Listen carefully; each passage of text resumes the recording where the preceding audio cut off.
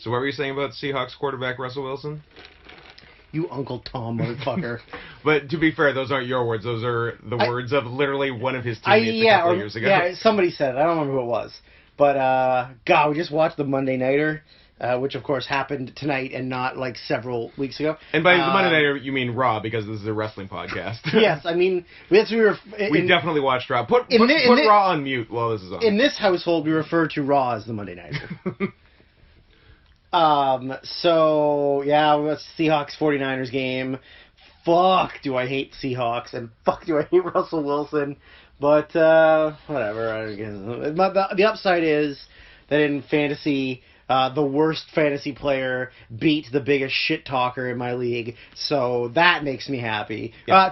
Just to clarify, some good came from the tragedy. I'm not the biggest shit talker. I'm the second biggest shit talker. Shockingly, you're not the biggest shit talker. I'm number 2, but I do enjoy a good fantasy league that has shit talk. Of course, because I have a hockey fantasy league that is just a bunch of old men from work, and if I do shit talk, they all get upset. They get mad, like, and not even just like sort of like, oh, shut up, haha. They're like, hey, can you like we're trying to have a fun league here. Yeah. Can you... you need to be cool. Yeah, so, like, at least this one, like, people are actually shit-talking each other. Like, yeah. I get a lot of flack because I shit-talk everyone, and then when I lose, like, I try and blame it on anything I can, you know? Yeah.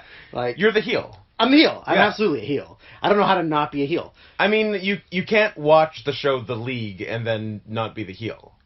Yeah, I'm Ruxin. Yeah, like, you learn how to be the heel from that show. Yeah, absolutely. Because they're all sort of the heel. Yeah. Like, there's no, like, who's the face in the league? Taco. I guess Taco. Yeah. But he's like a dumb... He's the Matt Riddle of the league. Because he's just like a delightful stoner. Yeah. Who doesn't do anything. Yeah. Yeah, it's sort of an idiot savant, I guess. Like, maybe he's mentally retarded, but he's good at a couple of things. I think he's... I mean, at one point they even find out that he speaks French. That's right. So, like, you know... and he's an entrepreneur. Yeah. You know, I think he's secretly the smartest one. Taco Corp. I think he's the smartest one, the EBDBB&B. EBDBB&B. I got too many EBDBB&Bs going on. Like... Sorry, we have Raw on mute. It's the women's tag, and one cute Japanese girl just ran her opponent's face into the other cute Japanese girl's butt. And for some reason, the cute Japanese girls are the heels. Well, you do the math. They're not American, just like the other two purebred American wrestlers. Becky Lynch, USA, born and raised. USA, number 1. Just like when we watched Nitro last week, and Jimmy Yang was the real American hero. Oh yeah, defending America's honor against Lance Storm. Greatest American hero of all time. Although, he is born in America, is he not? I can't remember. But his character is not. Yeah. Like, Yang is not. Yeah, he might be born in America, I think, actually. Yeah, I feel like he might be born in America. It might be America. I thought it was America. Oh, I'm sorry. I thought this was America. James Carson Yoon was born in Los Angeles, California. There you go.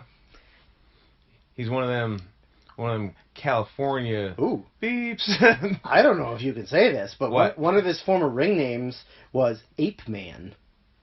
Well, if it's Jimmy Yang, you could. If it was one of like Mark Henry's former names, then probably you couldn't. Yikes! You know, I'm not gonna lie. I was a big Akio fan. Oh yeah, why did he change his name so much? I don't know, because fuck him. Had he been Jimmy Yang at any point before being Akio, or was that his first name in WWE? I think he might have been Jimmy Yang before that. When he came into WWE originally, yeah, he was in that like fake Yakuza faction with Tajiri and Ryan Sakota. Yes. And Sakota's name, I think, was just Sakota. Yes. And his name was Akio. Oh, that was his first name. Yeah. And then he became Jimmy Yang. Then he became Jimmy Wang. And then Jimmy Wang Yang. Oh, really? There was like... I think he was just Jimmy Wang. Yang, then Wang, then Wang Yang? That seems crazy. He was never Jimmy Wang. I think you're crazy. I'm going to do some research. While you do research, I'm going to watch cute Japanese girls. I do. And between us, we will make for excellent radio. I do love the fact that now he just drives a party bus. Yeah, that's awesome. That's fucking great. That's a natural progression for him. All right, you win this round. No, just Wang? Just Jimmy Wang Yang. I didn't think so. He did have amazing theme music, though. It was really fucking good. Yeah. Because it was just, like, so terrible, and just, like, you know, what we were saying earlier when we were talking about Shorty G, and how he'd said, literally, don't be good at anything, and don't be funny. Because if you're a good athlete or a good wrestler, or you can do anything entertaining, you're gonna get a dumb fucking gimmick. And because Jimmy Yang could actually wrestle, and was like athletic, and they were like, okay, well, what's a silly thing we can do? What's some dumb shit we can do? Asian cowboy? We haven't done that before. Yeah. If you do anything that Vince ever finds funny, good luck to you, because you'll be doing that the rest of your life, and only that. And if you're good, they're gonna fuck you. Like Santino Marella, like legitimate sambo fighter. Yeah, you know, like who is now doing blood sport shows. Exactly, like probably one of the, like, I mean, if you looked at the locker room, was like maybe one of the toughest guys there. Like, and whose gimmick in developmental was like a Russian shooter killer. Yeah. But then, of course, you can you do an Italian accent? Does an Italian accent? Mamma mia. Vince thinks it's fucking hilarious, and then that's your thing. Forever. Is just being a silly Italian. You want to have a hand? You want a hand snake? Hand snake. Was that a euphemism for something? You and I-fism. I don't think it works. That don't think it works with unisex. You and I sex. Is that the unisex bathroom? The you and I sex? Yeah, man, don't do anything funny, and don't be entertaining. You know what? Just be Baron Corbin. Yeah. You know, like, don't be good at wrestling. Even he kind of got the silly, like, king gimmick. But... I guess it's true, but, like, I don't think he But he is neither funny nor good. That is true. And I don't think he actively did anything funny. No. They were just like, you know, everyone hates you, and you're terrible. And you're bad. So let's just give you something that everyone's going to hate. Yeah. Yeah, we determined we cracked the code to success in WWE, which is be unfunny and bad. Yes. I can't even think of, like, who the best example of, like, no talent but not being funny at all. Eric Rowan, maybe? Sure. No talent, no funny. Or just, like, not necessarily talent, but just, like, don't be flashy. Like, don't do anything, like, that is over the top and entertaining, because then you're going to be doing something silly. Yeah, I guess Elias has done some silly things. Yeah, enough. Yeah. Yeah, it's hard to really pick, like, a specific person. Like, I think guys, like, I mean, Orton's never really had to do anything silly. No. But I find Orton hilarious. Because of how much he doesn't give a fuck. Yes. Like, I do respect that. I would hate to hang out with Randy Orton. I don't need to be in a room with him. Fucking asshole. I don't need to share a space with him. I like his, as a third party, I enjoy his contempt for everything. Yeah, and I do like that now he's sort of become a troll. Yeah. You know, like, I do enjoy that about him. Yeah. But yeah, like, I mean, he's never, like, intentionally done anything funny. No. And so he's never had to do anything funny. Like, right. If you just act like a piece of shit, but you can still sort of work, then they're just going to let you be a piece of shit. Yeah. They're not going to be like, hey, no one likes you, for real, but we're going to try and make you likable by doing funny things. Yeah, trying to make you hilarious. Because, like, every time they try and make him a face, he actively goes out of his way to try and be a heel. Yes. Even when he's technically the face. He scripts all of his own heel turns. Yeah. So Randy, we're kind of thinking that you're getting a little stale. So what we're going to do is we're going to have you come out and make the save for... let me stop you right there.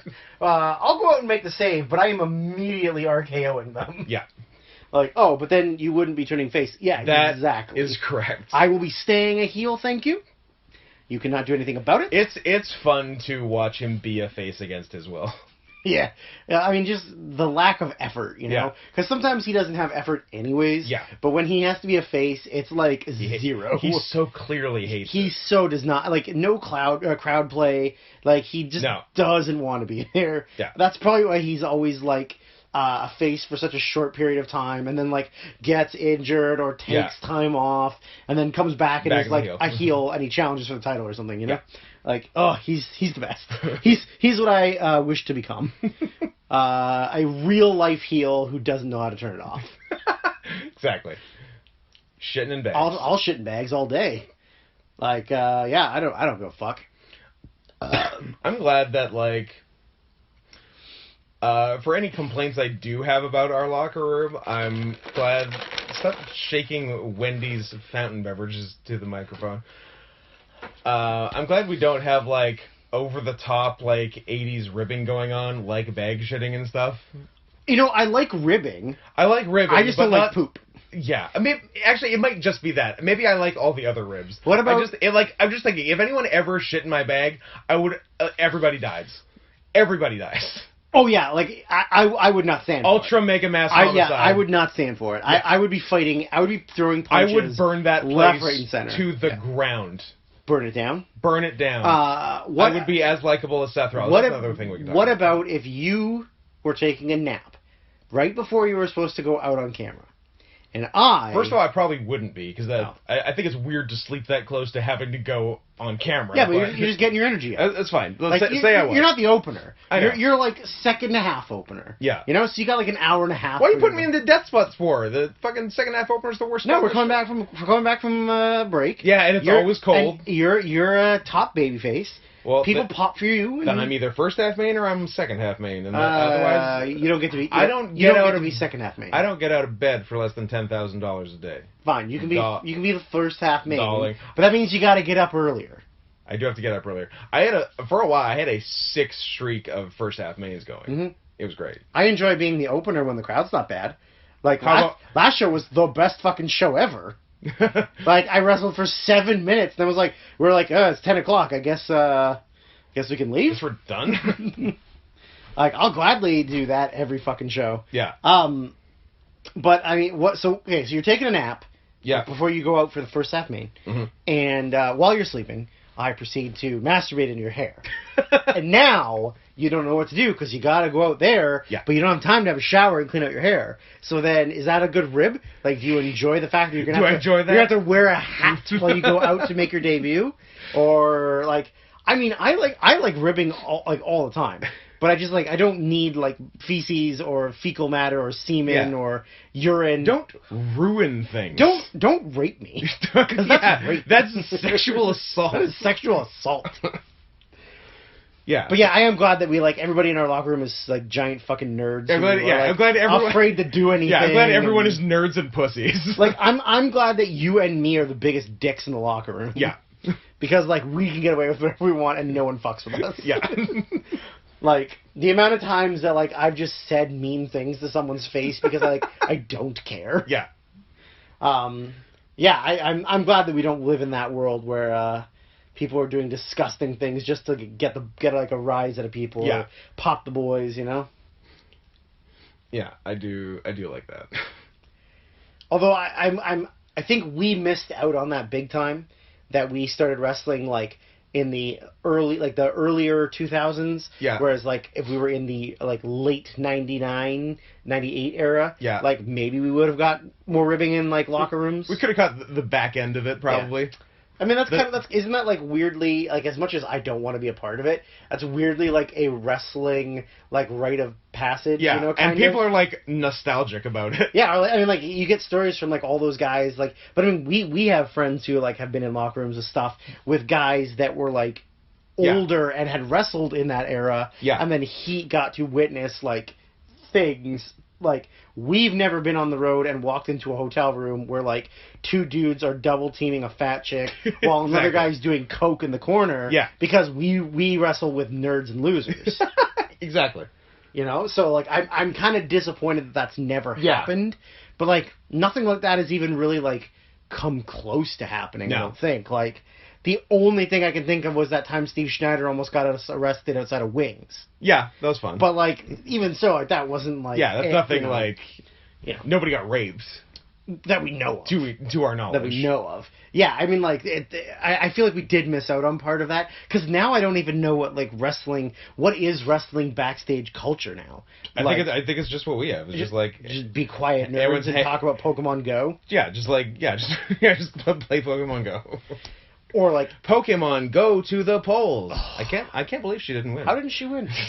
She was the right choice. I'm just chilling on Little St. James Island. Whoa.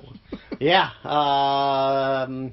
The Clintons kill Epstein, but yeah, I feel like we don't get any good stories, because like the only good stories that we have are just shared between like you, me, and Kelly. Yeah. And it's just us like hating people, or just being angry at something that happened backstage. Yeah. It's not like, oh, this hilarious prank happened, or like so and so did something gross. It's just like, I fucking hate this person. Yeah. I like everything they fucking do. This guy was an even bigger loser than usual today. Yeah, like that's really all it is. I mean, we do have some good stories, but they're just not the same, you know? Yeah. Now, speaking of bodily fluids, go on. I did have a question that I had asked you, I vaguely asked Kelly, and then I wanted to get out there to the viewers. How should the viewers respond to you? They can respond to me by hitting you up on Twitter and asking you for my Twitter.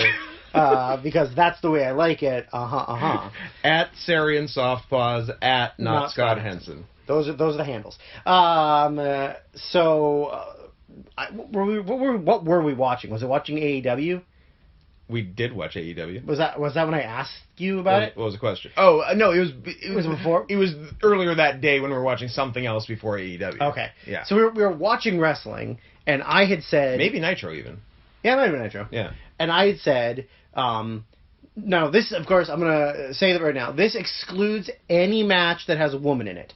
So because that's mixed tags or women managers in the corner or any woman. And not excluded because it hasn't happened. Excluded because it's so obvious that because it has happened. Like, there's no question. There is 100% accurate proof that does happen. Yeah, you'll understand as we get into it. What I'm saying is that in any match that only includes men, is televised match, is every single televised male wrestling match being masturbated to by at least one person. Yeah. And I'm saying every single match. Yeah. Because every single wrestler is somebody's fetish. Someone's guy. You know, like somebody watches a a Viscera match. Sure. And they're like, I'm into gainers. You know, and like I'm an encourager. So like you would watch like a Viscera, like, you know, he's fatting all over a guy, and like he's getting sweaty, and you're like, this is my shit. This is my fucking jam. I just want to bend that Viscera over a buffet table and let him eat while he does a line of coke the entire length of the roof of a limo. But like, so it does every single match. Is there a televised match that hasn't been masturbated to, is what we're saying. And as Drew said, the reason we're excluding women's matches is because of course they have. I mean, it's not even worth the question. We even look at the way look at how women's matches do on YouTube versus men's. Like a classic example, it works with ours. It works with 3-2-1s. It definitely worked with Beyond Wrestling, who was like one of the like forerunners of using YouTube really well for your wrestling promotion. And like at the live shows, it's obviously the men are the bigger sellers, and you know, if you sometimes if you do an all women show, if you do a lot of intergender, sometimes it's hard to sell. But it is the opposite on the internet when people are in the privacy of their own homes and are not buying a ticket to go in public, because then they can jerk off at home, and they like to jerk off to women's wrestling and intergender wrestling. I mean, it's also just really obvious by the amount of like just female customs in general. Yeah. You know, but even if you go on like is the number one 3-2-1 video Kelly versus Desiderata? It might be now, yeah. It wasn't for a while, but I think that might be it. Also, because Kelly clearly has a demographic. Like Kelly might be the number one load dropper, panty dropper, load dropper in the company. Kelly has a posse. Although, I mean, Kevin also has a huge following, but he hasn't wrestled for us for a while. He'll be back. So, yeah. I mean, I'm talking about Kevin Mathis. Oh, of course. No. But yeah, so if you go and just reading comments on those like I would say go find literally any female indie match, literally any, and just read the comments. Yeah, and you're gonna see stuff in there that is gonna scar you. That is not. I believe it was it a Bambi? It was not entirely germane to the wrestling. It was a Bambi Hall somebody match from the first Rebel Girl show. The first all-female show that 321 did. Yeah. And in the comments section, there was a guy who was demanding that there should be more hair pulling, there should be more arm bars, and there needs to be more tummy punching. That's the one that got Those me. are the 3 things that this guy wanted out of those women's matches. That's the point where I tapped out. Tummy punches. Tummy punches. Hey, whatever makes you happy. You know what I like? I like the idea of hitting a girl in the stomach so hard that it knocks the wind out of her, but it puts the wind in my sail. I like the idea of punching a girl so hard in the stomach it knocks the baby out of her. But did you put the baby in her in the first place? Who's to say? No, I'm just a bad abortion doctor. No. Are you the skinhead that somebody pays to punch her in the stomach? In an alley? Yeah. Oh, who am I kidding? You wouldn't be the one impregnating a woman. No, I'd be, impregnating a man? I'd be junioring someone? God knows you tried. I mean, by the law of averages, eventually it has to work. Eventually, yeah, sure. I mean, just keep going. Never stop. Don't stop. Can't stop. But yeah, so that is a question that I had, although I'm pretty sure in my own head I know the answer. Yeah, the answer is yes. I thought about it for a while and arrived at the same answer as you, but we would love to hear what you guys think. And if you have examples to send us, like, I don't think anyone jerked off to this match. I mean, you think about Bastion Booger. And then I will prove you wrong by jerking off to it. I will send you video of Scott masturbating that match. What if we do that? We'll get people to send us matches like, I don't think anyone jerked off to this. They would literally just, like, a webcam ourselves jerking off. Just like, oh, yeah? Oh, sorry, try again. Sorry. I mean, there's a lot of gross wrestlers in the history of the world, but I bet you someone, like, everybody's a disgusting pervert, and especially wrestling fans. Yeah. Because if there's anything I hate more than wrestling fans, it's disgusting pervert wrestling fans. I don't need anybody to jerk off to matches of me not selling, being blown up, not taking things seriously. I didn't really think about it, but, like, I guess I've definitely been jerked off to. Oh, come on. It's not even a question. No, I know it's not a question, but I haven't, like, thought about it. You get wiener and vagina pics sent to you all the time. I have been getting a lot of nudes from both genders lately. Oh, both? Excuse me? Sorry, from all 2 genders lately. Oh, I did it again. Damn it. No, you fooled up. Damn it, I gotta stop. All of the 2 genders. Look, I've been getting nudes sent from 2 of the 2 genders. Damn it! I can't do it. Shit! Shit! But yeah, and this time was because the first round of nudes was me on Twitch just like daring people to send me nudes. You coward! You won't do it. Yeah, cause like there's a lot of talk about it, and I was like, guys, this is a real shit or get off the pot situation when it comes to DMing me nudes. And to their credit, like 4 or 5 people stepped up.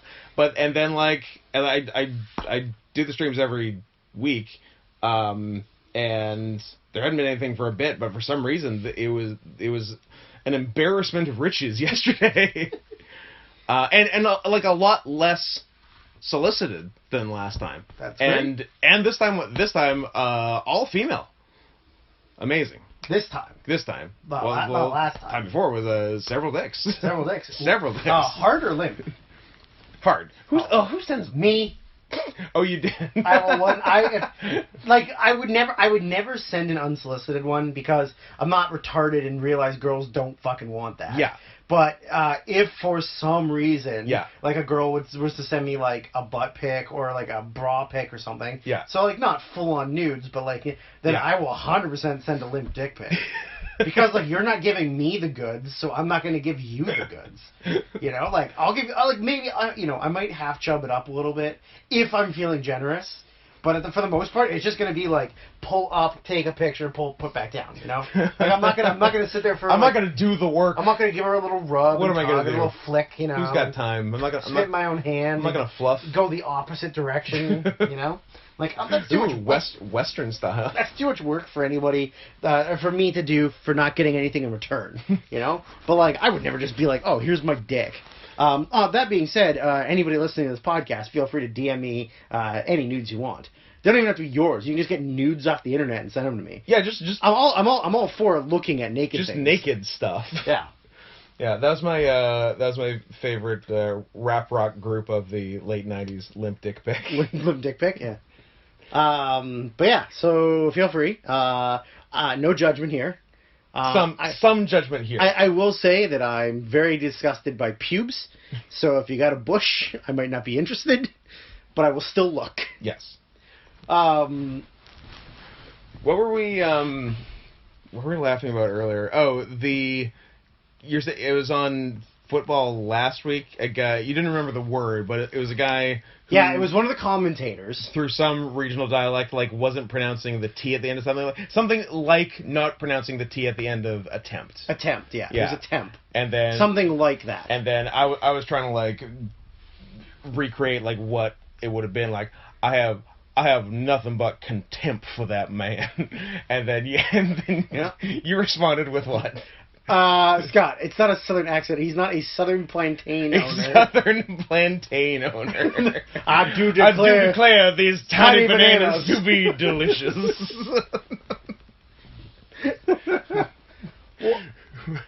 We are currently watching. Oh boy! No wonder that's probably why he asked for it. Yeah. No wonder he quit. We're watching possibly Sin Cara's last WWE match on this contract on mute on Raw right now, and he just did a top 2 floor moonsault to Drew McIntyre, who did not catch him.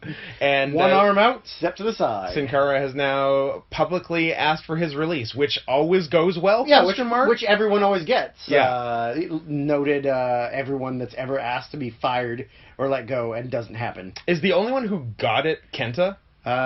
Yes. Simon Gotch, I think. Oh yeah, requested his release and they let him go. But yeah, I feel like Gotch was two out of like Gotch was just before like the AEW rush. Though. Oh yeah. He was already gone before that was really like announced. Yeah, because now they won't let fucking anyone go. Or if you ask for your release, you get double your pay. Yeah.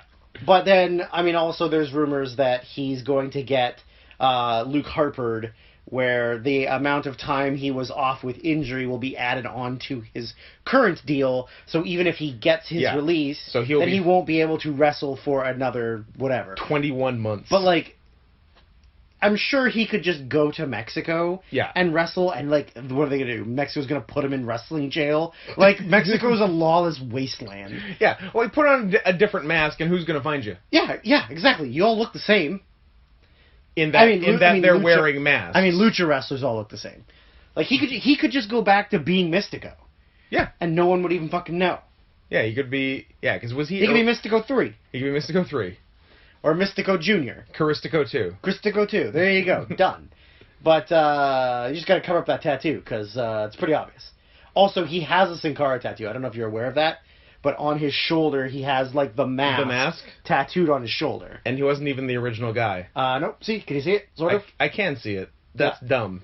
Oh! I kind of see why he wants to leave. McIntyre just powerbombed the shit out of him on the floor. I think he's dead now? That was good. That was not the biggest and best going hard to the floor moment we saw today. Which was a death match earlier. Oh, pardon you, gentlemen. How dare you, sir? Madam. Madam. I do declare that burp it did not come out of my jowls. We're going hard to the floor. I don't remember the kid's name though. Toshiyuki Sakuda. So we watched a series of Big Japan death matches today. Yeah. It was the like Big Japan's big show from by the time you hear this a couple of weeks ago. or last week, because this one's coming out first. I know you want to do one of our cool pranks. You've been pranked. That only we get, or only we could even know about or appreciate, where we record 2 podcasts, but release the one we recorded slightly later first. 2 days afterwards. So, yeah, and one of the tag matches was a young child who looked like he was no older than 20. Yeah. It was a tag match with 3 guys who have been doing death matches for 20 years. Yeah, and look like it. And look like it. And a boy. And a young little boy. So they fight up into the crowd area. They set up a table at the bottom of sort of the corridor out into the building. It was classic Hardy's Dudley's Royal Rumble 2000. Yes. With Jeff doing the swanton off the taxi. Off the taxi. Imagine that, no taxi. Exact same setup. Same setup. So the young spry little boy, goes up top to do his swanton. You can see how excited he is. I mean, it's his first big break, really. He's hyped. It's probably the biggest show it's the biggest show where he's had a prominent match. Yes. Yeah, sure. Goes up, gets ready to go. Now, I don't know how many prospective wrestlers are listening to this, or current wrestlers who are thinking they want to start trying high flying moves, gay men. Or gay men are listening to this. I myself am a noted high flyer. I have done springboard 180 cross bodies, springboard 180 moonsaults, Undertaker dives that almost always go well. I used to do springboard over the top head scissors or Hurricane Ranas. Yes. That of course was before I got old and fat. I was gonna say, you are such a high flyer that you just got a new singlet, put it on, and ripped it at the seams. Now, my personal word of advice to anyone looking to do high flying is don't jump, just fall. Because when you jump, you over-rotate and you overshoot the target. So exactly what happened for him is instead of going just straight down with the swanton, he dove out and pointed his head away, and then did the flip and landed flat-assed on the floor in front of the table. Somersaulted right over the guy on the table. And we both howled. And rewound it, and I did slow motion. We clutched each other. To watch his spine just kind of compress itself on the floor. And oh my god, it must have hurt so fucking much. And then he just kept wrestling. Because it was the first big spot of the match. Yeah. And even when he got up, they checked on him, and then his partner, Jun Kasai, got him up, carried him back to the ring, and then he just wrestled. And he also did a bunch of other swantons in the match. He did some springboards. Yeah. Yeah, it was... poor kid. The next day, I do not envy him the next day. He started out the match at 20 years of experience behind the rest of them. And by the end of the match, he was caught up to them in body damage and physical ability. Yeah. He almost ended his wrestling career in one night. Yeah. But yeah, oh god, that was so painful. Just watching him hit the floor. That's why you always have to watch New Japan or Big Japan death matches. Yeah. Because there's always going to be something. There's going to be something good. There's going to be scaffolds. There's going to be doing double knee drops off the top of a ladder. The very top of a high ladder. We also saw tonight. There's going to be in this same match, 2 partners with syringes to their cheeks and 2 partners with those metal skewer things to their meat cheeks. skewers. Yeah. So that was disgusting. Which Kasai pulled it out the long way. Yeah, so we could get a little extra pain and get a little more of an erection. Because Jun Kasai is a disgusting masochist. He is gross. I said to this to Scott Jun Kasai is literally what happens when you drop nuclear bombs on Japan. That is right. That is the end result. Is a man who loves nothing more than having metal skewers through both cheeks, like landing on gusset boards and open scissors, and he's not happy if he's not bleeding. If he's not bleeding and the blood flow isn't going from his penis to wounds, or the other way around maybe. But like, this is what happens when you drop bombs on a country. Then generations later, they become sadomasochistic, insane creeps. Yeah, absolutely disgusting pornographic tastes. Yeah, just complete insane people. Gross. Completely depraved sexually, and yet they don't fuck. It's a weird... Because it's all about emotional arousal. It's about mental and not physical. You know, you got to go to those cafes where the girls are dancing in like skimpy outfits, but there's no like physical sexual connection. Yeah. But you're just watching them deprave themselves of anything and like degrade themselves and look like they really want to bang you, but like you don't want to bang them. And then you just go like, yeah, I'm good, I'm done. So hold on a second. I would just like to say, is this a 24/7 championship match? Yes. Do they have those? Apparently. All right. Well, continue on your way. We have noted Vancouver natives, the Singh brothers. The Bollywood boys. The Bollywood boys. Gervin Harv, Sunil, and someone, I don't know. Samir. Kelly and I were actually supposed to wrestle them on Raw Pro Wrestling 2. Oh, that's right. That was the plan. Was to have us beat two tiny Indian men who weigh less than me combined. Yeah, probably. No, I think they're more than me, but they're like 140 each. I know what they are. I am not 280. I'm pretty sure you're 280. Yeah. So that was a real painful moment for us to watch. However, we did get to watch maybe the greatest Hoss fight of all time. It was fucking good. It was really fucking good. And, like, because I feel like in most Hoss fights, there's, like two guys that are, like, clearly the two guys in the match. Yeah. And then if the other guy's, like, maybe one of them's really good, and the other one is just, like, you know, like...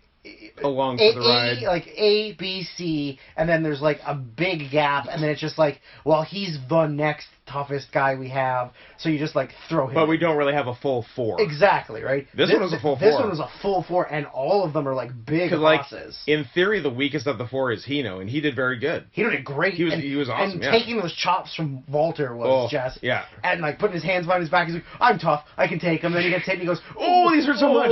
I'm still tough, I'm still tough. Yeah, this was four Hosses all pulling their weight, and it was great. Yeah, so same Big Japan show, Sekimoto and Walter against Okabayashi and Yuji Hino. Which blows our mind that Walter was on this show. It's so weird. Current NXT UK champion. Yeah, on a Big Japan show, and it's not like where he's working like Progress or WXW, like feds he used to work all the time and like still has an agreement with.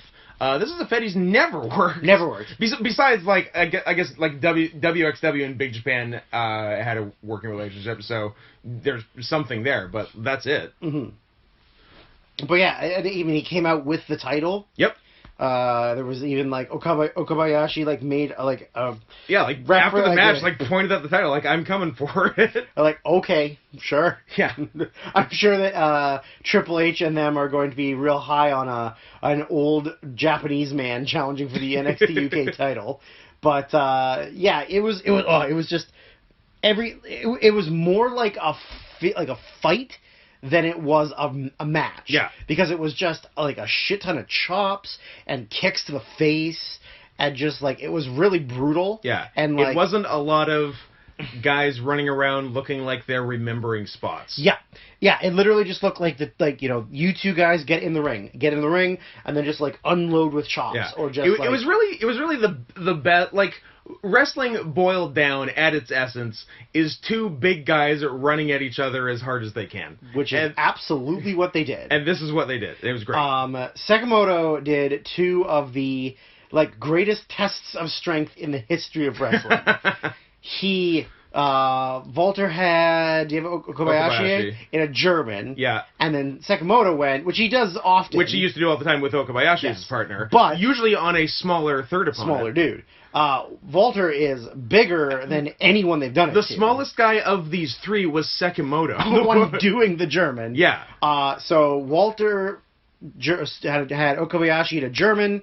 Sekimoto grabbed Walter in a German, and then didn't go right away. He up and then went German both of them, and it was fucking insane. What's awesome, yeah. And the other one he did was the finish. Oh my god! Where he deadlifted Okabayashi up. So it's apparently it's called the 2-part German suplex. Perfect, makes sense.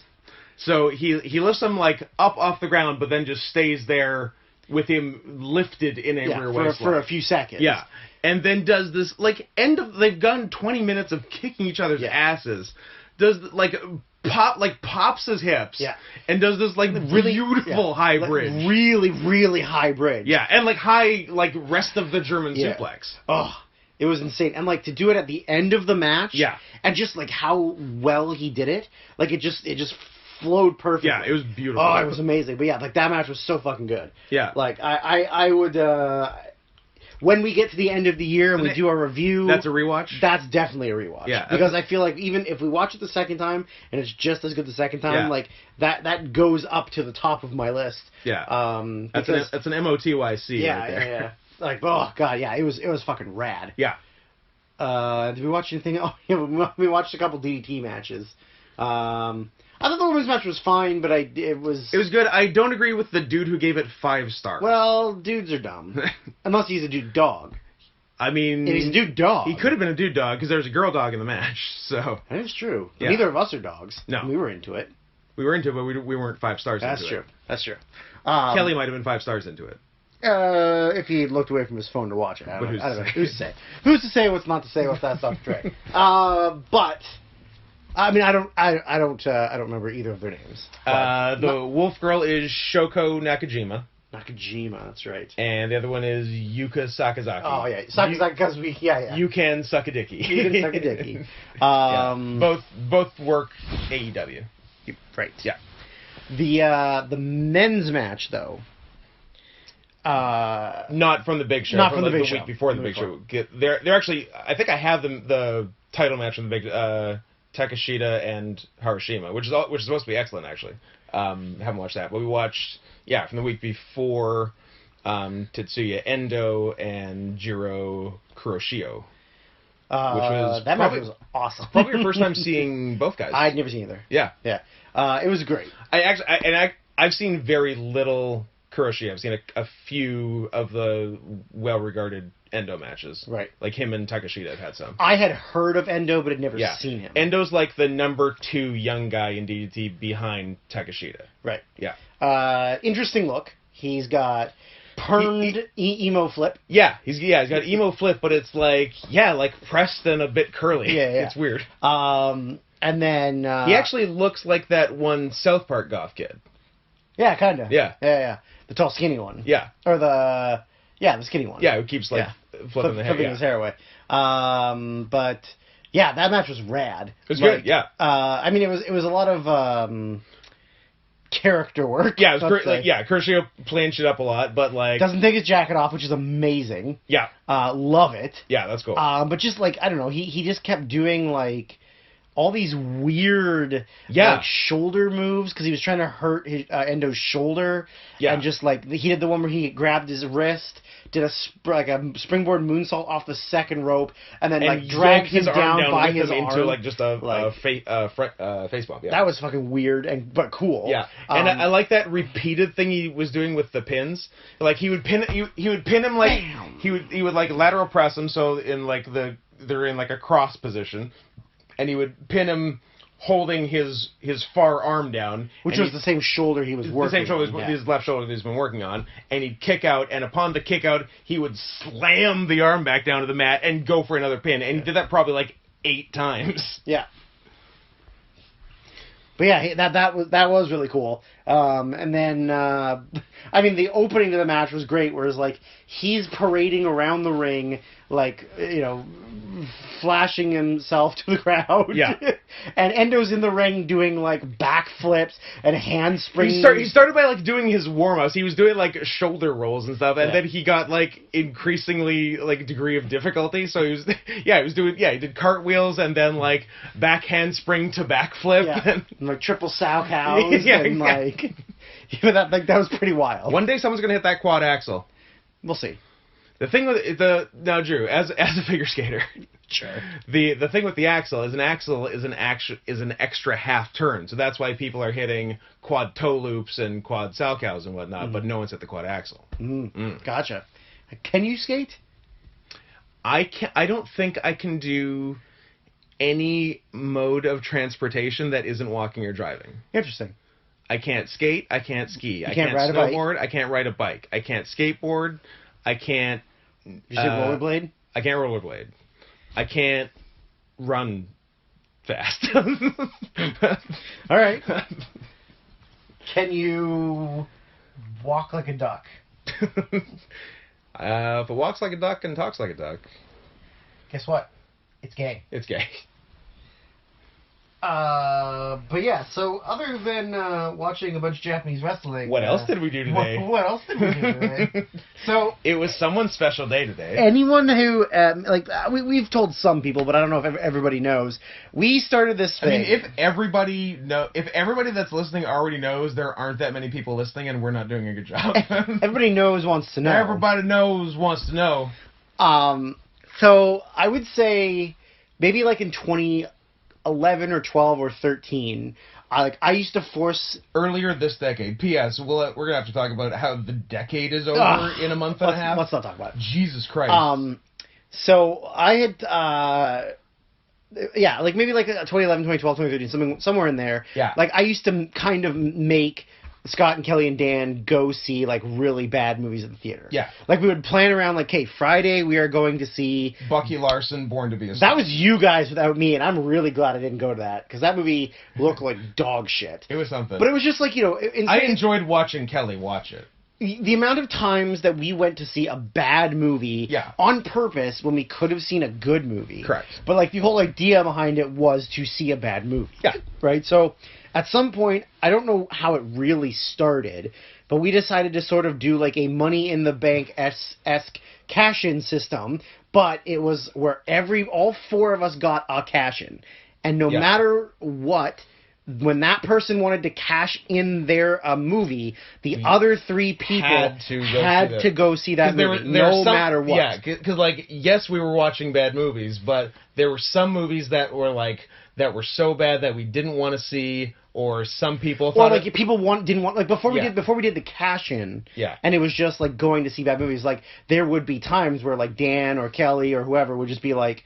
Well, I'm not going. So then they wouldn't go, right? So then it would be like two of us or three of us. Yeah. So we figured that, like, if we're going to commit to this bit, that we're going to do it, that you have to go. But, like, we would do it so, like, hey, Friday, is everyone free? Okay, Friday, I'm cashing in, and we are seeing blank, right? So we started doing that in 2015.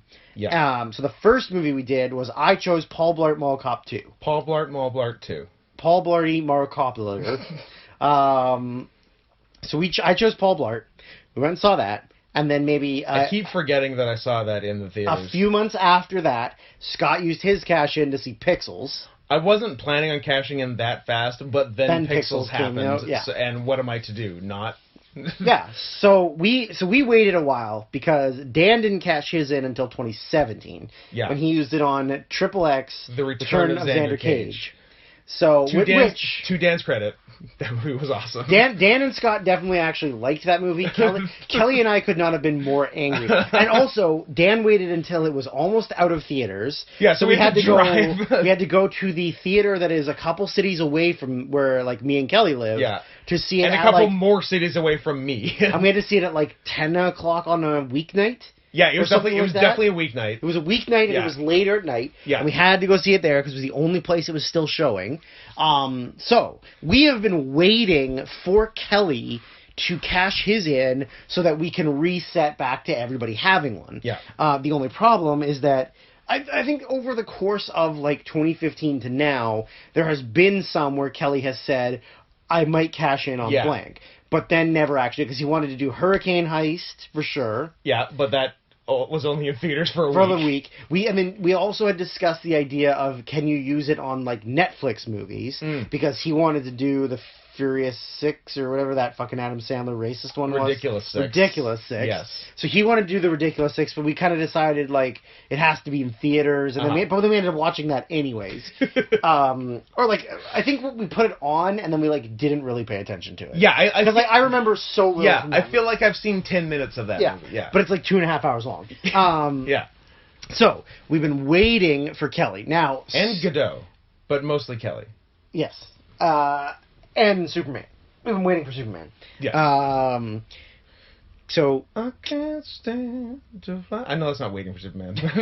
that's just Superman. That's just Superman. So Kelly... first, Scott is incredibly invested in Kelly cashing in his Money in the Bank. Yeah, can we just say that I like Russian 2016 election of this whole thing? Yeah. Like this whole thing is like Scott hacked Facebook on this one.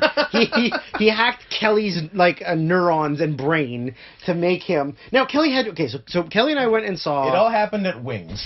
Kelly and I went and saw a movie. I don't remember which one. It was what you saw right before we went to Wings. I don't know what that was.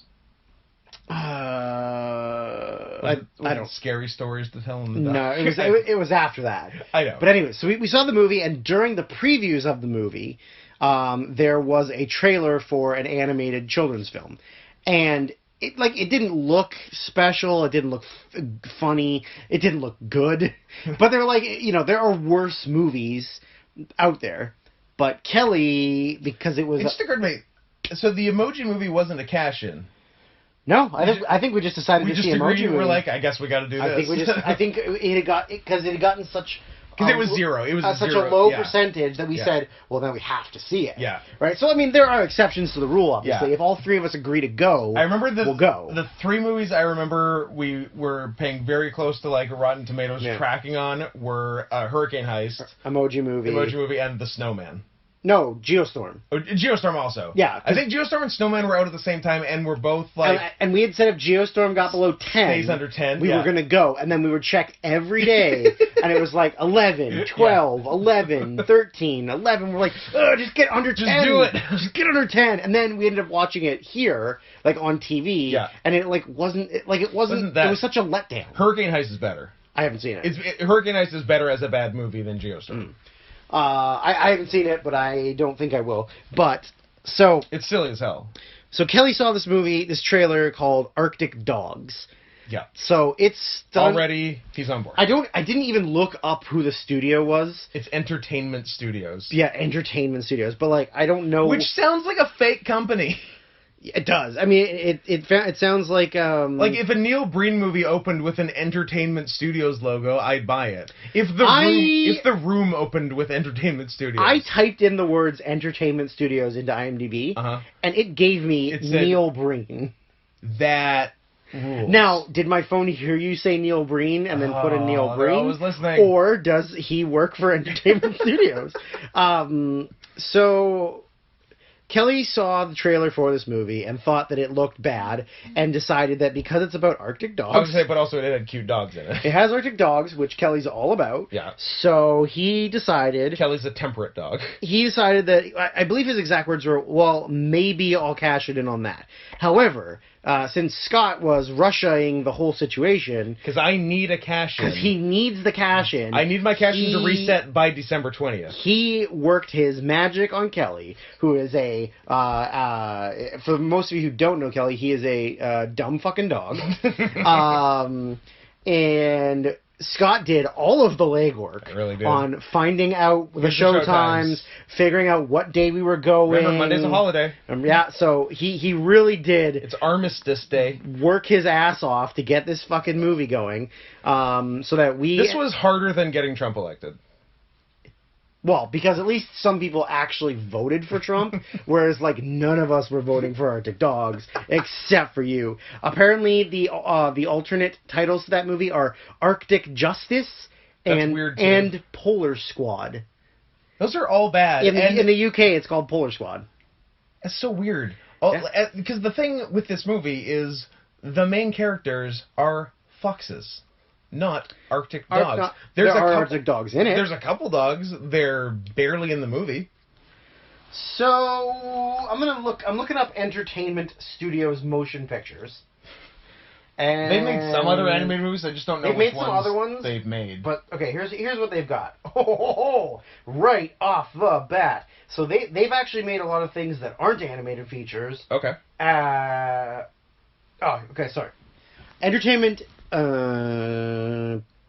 Studios Productions, whatever, is actually just the company that released it, not made it. Okay. So the releases that they've done are 47 Meters Down, Killer, Friend Request, Hurricane Heist, Chappaquiddick, whatever, Replicas, that bad Keanu Reeves movie, right? 47 Meters Down, Uncaged, of course. And then the company that actually made it, the animation was what's the animation studio? Assemblage Entertainment. Of course, my favorite animation studio. They have made. They've only made 4 things, and they're all animated movies. And? They are called Blinky Bill the Movie, Norm of the North. I remember Norm of the North. Elliot the Littlest Reindeer, and Arctic Dogs. So do they only make like snow? They've made. Do they only have like one set of backgrounds? Maybe they made that at Netflix Del Toro show Troll Hunters. Okay. And then they've not also... to be confused with the movie Troll Hunter. Troll Hunter, which is fucking great. They've also made some straight-to-DVD films. Alpha and Omega 2, a holiday adventure. Kelly's probably seen that. The Swan Princess, Princess Tomorrow, Pirate Today. The Swan Princess, Royally Undercover. The Swan Princess, a Royal Mystery, spelled M-Y-Z-T-R-E-Y. What is this Swan Princess franchise? And the Swan Princess, Kingdom of Music. Huh. I believe it is an animated series of bad kids movies. Okay. I don't know what the original one is, but it's based on Swan Lake, apparently. I remember I had taped off of TV on VHS a cartoon of Red Shoe Diaries. A cartoon of Red Shoe Diaries that my parents should not have let me watch. A cartoon of Swan Lake from probably the very late 70s, from 1962 when I was 10. The year of our Lord. Late 80s into 90, maybe. Sure. Yeah. Sure. I need to revisit. I don't think it's connected. It's not. I think it's namesake only. It is. That just reminded me of I've actually seen a cartoon Swan Lake. So we went and saw this movie. Well, and here's something to Kelly's credit, because he saw the one trailer for it a couple weeks ago, knew nothing about it, remarked on maybe cashing in on it, and so it opened at the time we're taping this last weekend, and a bunch of news came out on that Sunday night. Arctic Dogs, worst opening weekend in the history of movies that have opened in 2,800 plus theaters. So pretty much the worst wide release opening weekend ever. Amazing. So nice call, Kelly, honestly. Yeah. You can pick them. And when he saw the trailer, that wasn't even known knowledge. No, it hasn't opened yet. That was a couple weeks before it opens. He could sniff out. He could sniff it. He's got an excellent sense of smell. He's a dumb dog. He's a dumb dog. Dumb dog, smart nose. Dumb dog. Sniff scotches, but also can smell out bad movies. Yeah. So... He's a crotch hound. I mean, there honestly isn't anything at all to talk about in this movie. It's a bad kids movie. Except that Heidi Klum probably shouldn't be a lead voice actor. Probably not, but maybe they could get her for cheap, and that's why she was in it. I guess. Got to pay that seal alimony. She has to pay seal alimony? Yeah. All right, for all the... I don't know, how much... For all the sealets? How much Kiss from a Rose money does he still have? I bet you his net worth is more than you could imagine. all kidding aside, Seal's probably doing fine. I'm not worried about him. I'm worried about his face, but I've been worried about that for a long time, and nothing's happened. But he had smallpox. Leave him alone. He had smallpox? What did white settlers come into it and give him blankets full of disease? Yeah, AIDS blankets. AIDS quilts. What? How much does this shit make? What is Seal's net worth? $17 million. You lowballed it, buddy. Really? $30 million. My fucking Seal has 30 Fat Louis to his name. Yep. How much does this shit make? What is Heidi Klum's net worth? More, which is why she has to pay him alimony. So, $45 million. She made all the money while they were married? She's got that America's Got Talent judge money, baby. She's on America's Got Talent? Yeah. So what did you say? 45? 45. Oh, buddy, you lowballed it again. $90 million. Wow. Heidi Klum is almost worth 9 figures. Almost. Wow. That's pretty good. That's good money. I mean, she did, modeling and fashion and judging and... Which begs the question, why did she have to make this movie? Why couldn't they get a better, similarly priced voice actress who doesn't have a bad accent? Does she have kids and she just wanted to do it for her kids? She has kids. I got kids. Actually, that's probably exactly why. I got kids. She definitely does have kids. That's why Jeremy Renner did it. I heard an interview with him. Oh, really? He did it for 2 reasons, and the other reason will be explained in a second. Pussy? Baby pussy. To be a dog? Maybe also to be a dog. I don't know. I don't know. I feel like that's a pretty good so that's why Kelly does a lot of stuff. Some things I said to Scott at the movie. Number one, if you've ever wondered how racist stereotype accents still exist, kids movies. It's from animated kids movies. Yeah. Because Alive and Well. This entire movie was nothing but stereotypically racist accents. But mostly white accents. Oh yeah, of course. Yeah. Yeah. No, come on, it's the Arctic. Yeah, they didn't. Although I did say they didn't have like the Chinese cat from Aristocats. I did say something pretty funny during the Frozen 2 trailer that made Kelly laugh, which was because they had said, I think in the trailer something about like like in the north there's a wall that nobody can go through, and I said, well, I'm like, but white, by north they mean white, and then something happened where they went through the wall into the woods, whatever, and then there was just like a black guy there, and I went, Kelly, a black guy. I heard that. Like just out of nowhere, there was a black guy. So. I also wasn't ready for a black guy in Frozen. No, me neither. But they probably got all the letters from everyone that's like. Hashtag Frozen so white. Yeah, because it's definitely not Nordic, where there's only white people. Apparently not anymore. Yeah. You ruined Nordic culture. Congratulations, Disney. Yes, Disney's the bad guy. But bigger bad guy, Disney or Israel? Israel. Absolutely Israel. How about Disrael? Disrael? Benjamin Disrael. No, they can't. What? They can't combined. No? No. Why? Oh. Because Walt Disney was an anti-Semite. Walt, of course. Walt. So the good thing is that at least these two supervillains will never unite. To form some sort which is good. Unholy alliance. Yeah. So like, luckily we'll always be able to rest back easy and lay down our head at night, knowing that Disney and Israel will always be at arms with each other. Like they're never gonna align and team up against everyone. It's always gonna be two separate entities. But. So yeah, I mean the movie literally, other than just like a bad Russian accent, a stereotypical Italian accents, John Cleese doing a bad British accent.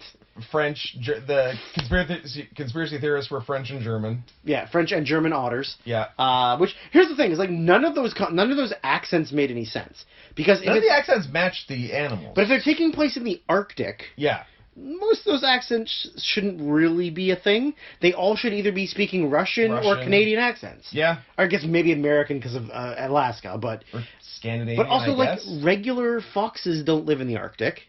No, yeah, that's the thing. You establish an Arctic fox as the main character, and then here's a regular fox too. Yeah, so you can tell the difference. Who also lives here, but it was also raised there. Yeah. So like that doesn't make any sense. There's no wolf or foxes that north. Yeah. And then I was hoping for a snow leopard. Didn't get one. Yeah, I guess they're not really like Arctic though. They're just in temperate forests.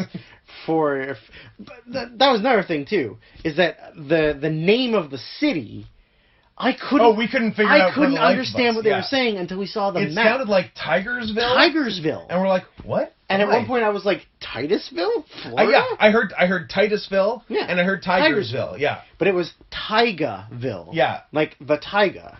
Like the frozen tundra. Which, like, makes sense. A good joke. Yeah, but didn't sound like it. Didn't sound like it at all. Yeah. So, other than the racist accents, the other thing was that almost the entire soundtrack was done by Jeremy Renner's shitty old man rock band. Yeah. Almost everything. There was one song in the credits at the apparent. end, and everything else was Jeremy Renner's band. So I don't know if he cut a deal or he was like, you can pay me 50% of my fee. You guys want to know how to save money on music? If you put all of my fucking songs in this movie. Yeah. And, like, they're not even good. It is... No, they're all bad. It is what a 48-year-old man who grew up in the 70s and 80s. Imagine Jeremy Renner's band. Change nothing. Yeah. You've got it. It is just, like generic bad radio rock. Holy shit, he is 48. I nailed it. Nice call. Fucking nailed it. He got divorced. Yikes. Yeah, it's not even good music. It's shit music. Someone said a funny thing about Jeremy Renner. I don't remember exactly what. Was it about his app that he had that got shut down? It was not about his app. It was just something to the effect of, like, Jeremy Renner looks like a guy who works at the post office who had several wishes granted by God. That's pretty good. Poor Hawkeye.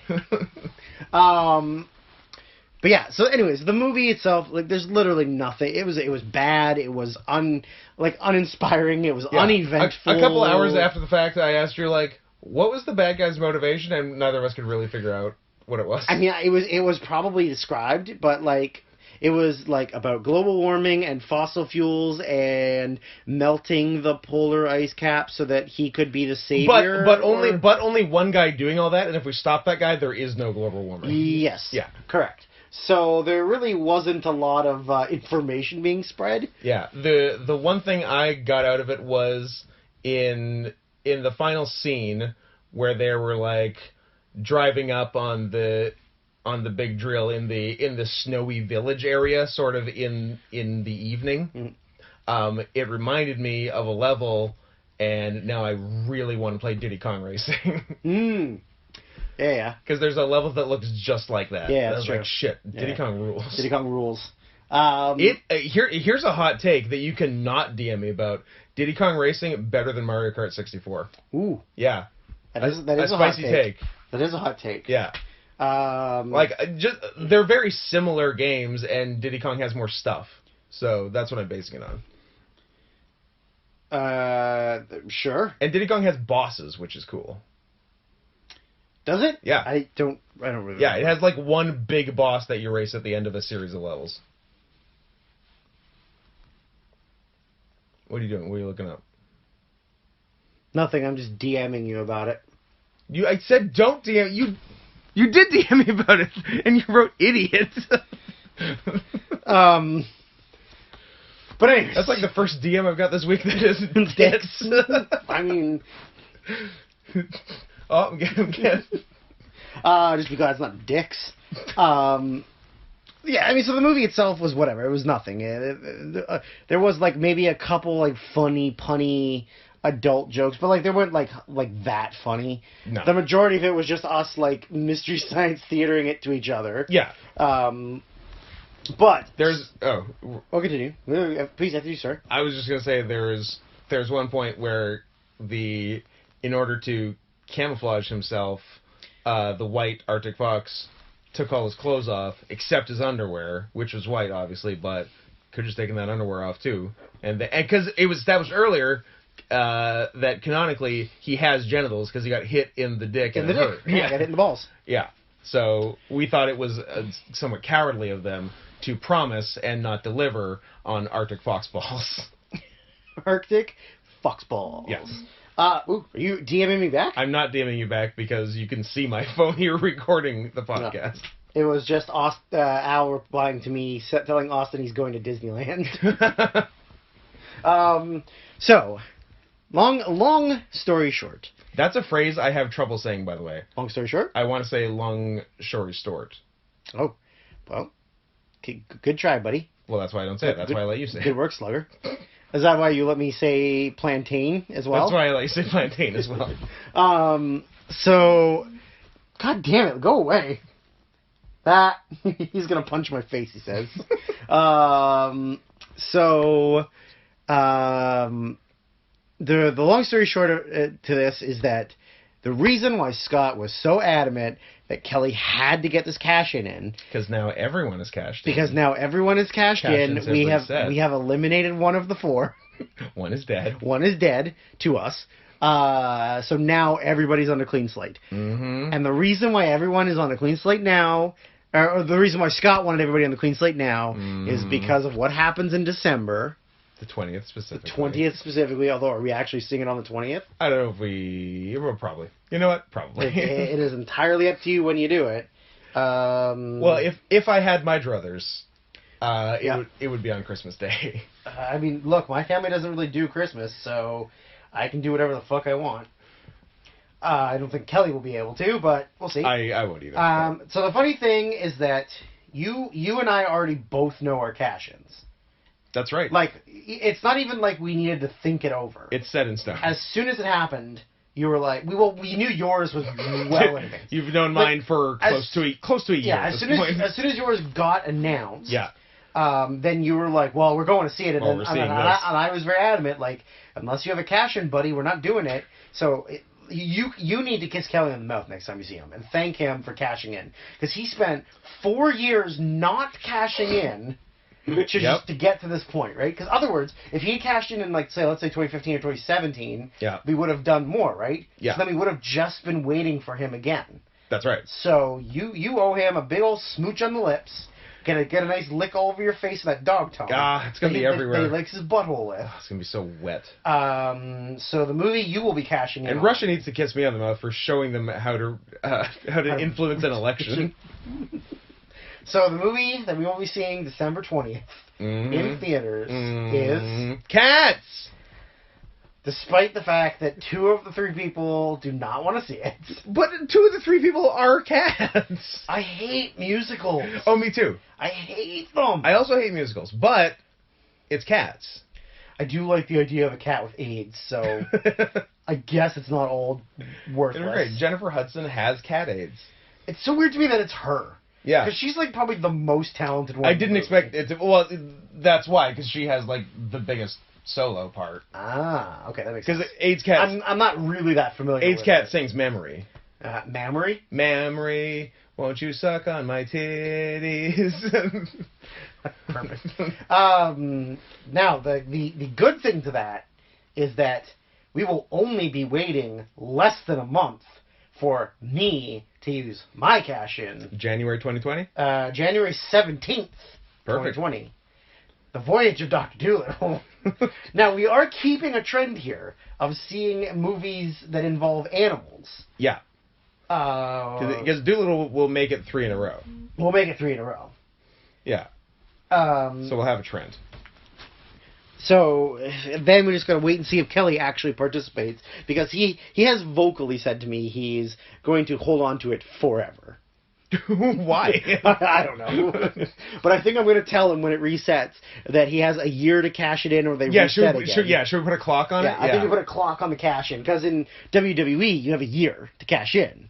That's true. Right? So I think the idea is that from the moment that they reset, which is today, Kelly has a year to cash in, or else it just defaults back to you and me. Armistice Day 2020. Armistice Day.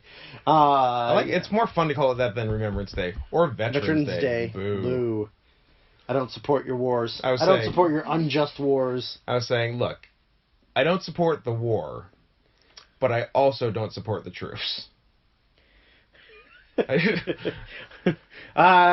be fair, Al threatened to punch Austin in the face, not me. Oh, for beating him. Yeah. And then Austin just posted a GIF of the Seahawks winning, so... So Al probably will punch him. Al probably will punch him because Al's a dick. Yeah. Good. Yeah. All is going according to plan, then. Yeah, all is well in the world. I'm so excited about cats. I'm not. I'm really not. Although, I am glad that Ian McKellen's in it, because I kind of forgot he was in it. There's 3 Oscar winners, including the director, 4 Oscar winners involved with the movie. Yep.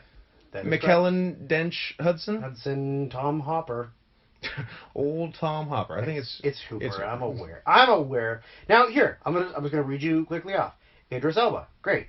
Ian McKellen, great. Rebel Wilson, not great. Dame Judi Dench, great. Taylor Swift, great. Not great. Okay. No, I hate Taylor Swift. No, she's awful. I agree, but in this one, she's a cat. Fine. And she looks fine. And she looks pretty good. I will give you Taylor Swift. All right. James Corden. Not good. Not good. I can't. I'm. Oh, just the fuck that fuck. Jason Derulo. I believe it's Jason Derulo. My bad. Jason. As per him saying his own name in his songs. And to be fair, like I said, I know very little about cats. However, the name Rum Tum Tugger is pretty funny. It's great. And that was a casting that surprised me. Because when I heard Idris Elba was in it, I'm like, oh, he's Rum Tum Tugger. Because Rum Tum Tugger fucks. And is black. Yeah, and I don't know if Derulo has the gravitas to pull off a horny cat as much as Idris does. But I'll give him the benefit of the doubt. Now, the guy... Well, I guess Tugger has some songs, and Derulo's more of a singer than someone Elba. else. I don't know. Elba's a DJ, bruh. Yeah, I know he's a DJ, bruh. Bruv. Mr. Mistopheles. He's small and a magician. The guy playing him, I've never heard of him in my life. He might just be an actual dancer. Laurie Davidson. Yeah, he might be a dancer. He apparently plays William Shakespeare in a TNT miniseries about William Shakespeare. Well, I guess he is an actor then. He's an actor, yeah, but I mean, I've just never heard of him before. I haven't either. He's in The Good Liar, which I kind of want to see, but only because it's got two people I like in it.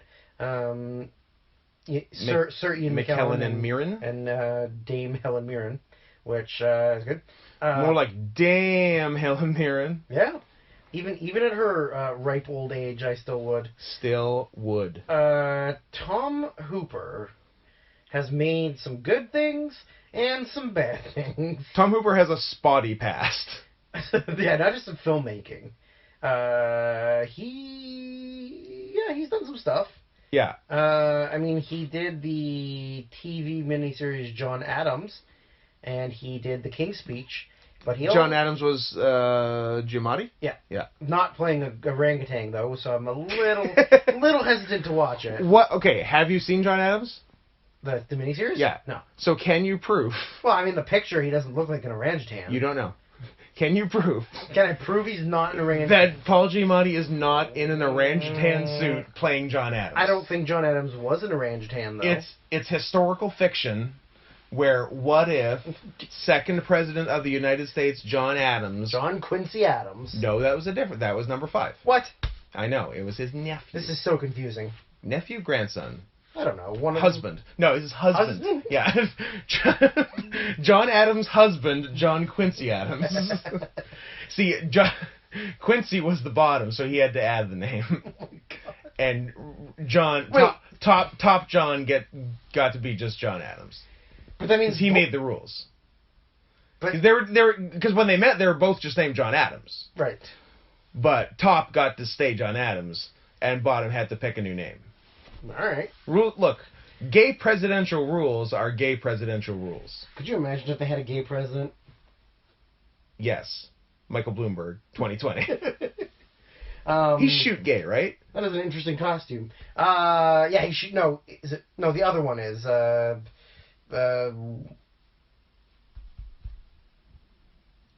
knew Buttigieg. That's what I'm thinking. No, I don't think Bloomberg's gay. You've heard him talk though, yeah, right? But I don't think he's gay. But he's talking. Or he's super closeted. No, I think he's that. Oh. Yeah. I don't know. He talks real gay. Yeah, but so do you. He talks about shopping a lot. So do you. I love to shop though. It's what is it? I call it retail therapy. Yeah. Oh look, it's the chunker. Anyways, he did The King's Speech. Best Picture. But he did Les Mis. Right. That was his last feature? Danish Girl. And he's been doing his Dark Materials, which is currently on television. Which looked interesting, but upon reviews, appears to be unilaterally bad. He also did a soccer movie that I really like called The Damn United. But yeah. I don't expect you to have seen it. I know of it, but I haven't seen it. You don't like sports. I don't like sports. You know why? Because I'm the gay former mayor of New York. How about this animated feature called Cats? That's not the right kind of cat. I don't know. Cat named Blanket has long been living in a high-rise apartment in the city with his son, Cape. One day, curious about the outside world, Cape decides to leave home and embark on an adventure to find the legendary Cat's Paradise. To find his son, Blanket must overcome his fear and reconcile with his past with the help of a female macaw. It kind of looks like the Secret Life of Pets. That's what it looked like, yeah. You know? Yeah, it does look like that. You should watch it. All right. No thanks. I'm out. I can only watch so many cat movies in 1 year. We can watch Cat's Eye. We can watch Cats and Dogs. We can watch 8 out of 10 Cats. We can got Cats and Dogs, The Revenge of Kitty Galore. I mean, 8 out of 10 Cats isn't about cats. Well, it's got cats in the title. It does, but it's a British comedy panel show. I don't care. It's got cats. It's got Jimmy Carr. Hmm. You like Jimmy Carr? I do. Yeah. He's a enjoyable comedian. Anyways, would you like to talk about the all-female reboot of Charlie's Angels or no?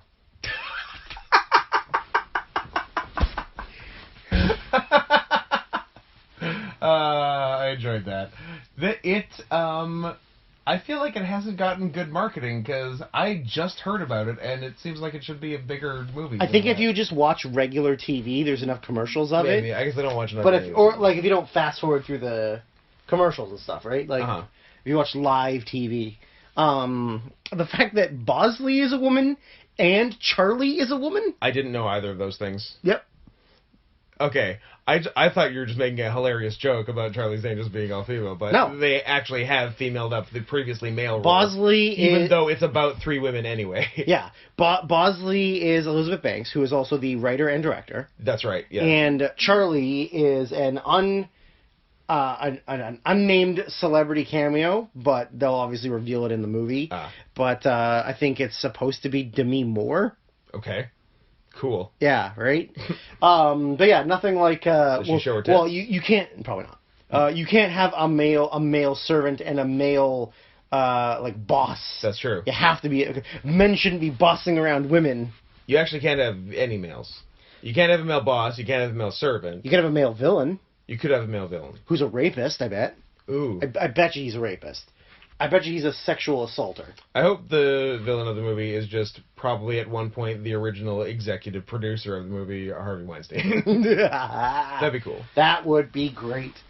And they're just going through the credits, and you're like, oh, fucking Kristen Stewart, whoever the fuck else. So that the girl who plays Jasmine in Aladdin.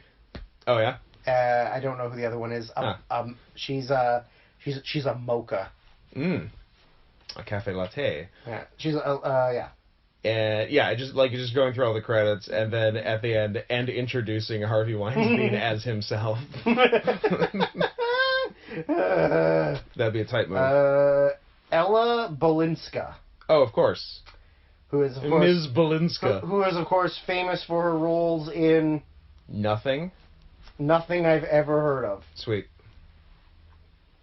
Cool, bro. Cool. Elizabeth Banks. Cool. Lizzie B. Lizzo. Well, now we get to find out which one of these male actors is the villain. Patrick Stewart, Djimon Hounsou, Sam Schlaffen. Well, it can't be Djimon Hounsou. Why? He can't be the bad guy. He's black. Oh, then he is the black. If it's Nat Faxon. I know him. He was in a thing. Anyways, continue on your way. I was just gonna say, if it's the type of movie where you can't have a male boss, I'm guessing you're not gonna have a black bad guy. Why not? All men are evil. We're only dealing with gender, not race. Yeah, in this one. No, this one's only gender. All men are rapists. Okay. And all men are evil. Oh, Ronda Rousey's in this movie. Sweet. And Haley Steinfeld, who is too old now. Show your tits. She's too old now. To show her tits? Or just in general. Okay, if you could... Uh-oh. You gave yourself the giggles. If you could choose one movie where Haley Steinfeld shows her tits, what would it be? There is one correct answer. You know the answer. True Grit. True Grit. Yeah.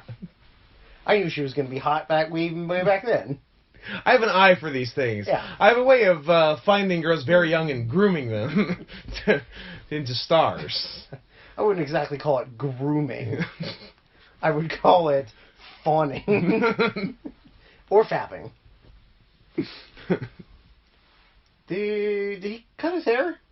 Aleister Black? It might just be pulled back real tight. Yeah, I think it would be. Good thing he's been on TV all the time. I was going to say, does he wrestle or does he just do promos? He just does promos. That's cool. He just talks about how he's a scary guy, kick you in the head. I'm a scary guy. Don't fuck with him. I'll kick you in the head. I'm also not allowed in Saudi Arabia. My tattoos are too scary for Saudi Arabia. So we, is this the point in the podcast we should let them know that we didn't actually watch a Nitro?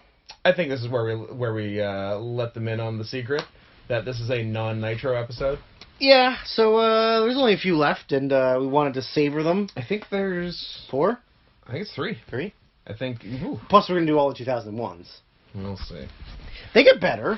They do get better. There's lots of good cruiserweight stuff in 2001. Yeah, I think we also get the Lance Storm Mike Awesome team. Yep.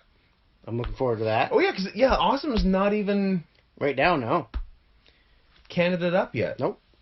I think. I thought it must have him before the end of the year. I think everyone else is out, and it's just him and Storm. Because Elix becomes a team with Elix Kid and Romeo. Yeah. And Hacksaw's fucking gone. Yeah. And who cares about Major Guns because she's a stupid bitch. And she has Stockholm Syndrome. I don't, here's a shout out, a reverse shout out to anyone out there with Stockholm Syndrome. I don't respect you. I think that's a dumb thing to get. What if they got Stockholm Syndrome on you from listening to this podcast? Lots of people have Stockholm Syndrome with me. Yeah. But that doesn't mean I respect them. Sure. That just means I'm good at my job. That's your job. Your job is to get people to fall in love with you by forcing them to do things they don't want. Yeah, and it's been working great. Oh. So far, how is the hashtag cancel Scott Henson going? I'm going to say pretty good, even though we haven't put up the podcast with Cancel Scott Henson. They don't know that. I was going to say, but I don't know. I can't predict the future. Spoilers. I might be canceled by the time this airs. You could just lie and say you didn't get canceled, or you could say, well, you know what, this is my last podcast. I don't want to go on such a limb because I don't know how it's going to play out. I'm not so arrogant that I know how... that's bullshit. that I know how my canceling is going to go. You're the most arrogant. I'm pretty arrogant. Yeah, you're the most arrogant man. I am toxic masculinity. Yeah. Somebody should definitely wrestle as that. I do like someone wrestling as toxic masculinity. That's basically what Kevin does, but you gotta have a costume that's similar to like Swamp Thing, and then you only wrestle women, but like you don't sell anything they do. Yeah. You just like perv all over them. You don't listen to them. You don't listen to them. You condescendingly explain things to them. Yes, you do. You mansplain the match to them. Yeah. In the ring when the crowd's watching. Here's how it's gonna go. Do you know what a drop down is? Are you sure? Show me right now so I can see that you can do it. Which is funny because that's literally what you should have done last week. But what are you gonna do? What are you gonna do? Oh, WWE's just reminding us that they celebrate veterans like John Cena, who has been stealing valor for 15 years. Stolen valor. Remember when they never had any problems doing tributes to the troops? Yeah. Yeah. In like an actual war zone. Yeah. But you go to fucking Saudi Arabia and you're not allowed out. Well, I mean, it makes sense. Like, doing it in a war zone type place is one thing, but like, what they're doing now is like doing tribute to the troops at Saddam Hussein's palace in the middle of Desert Storm. Yeah. Yes.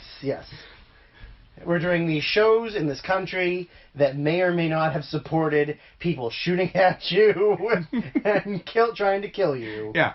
But you know what? We're gonna do this anyways. I respect that. Sure. I respect the complete absence of morals and a 100% devotion to money. Like I said to you earlier, more people should be concerned about how much money Saudi Arabia has. They have so much money. They have too much money. Who's that boxer I can never remember the name of? Not Tyson Fury. The guy...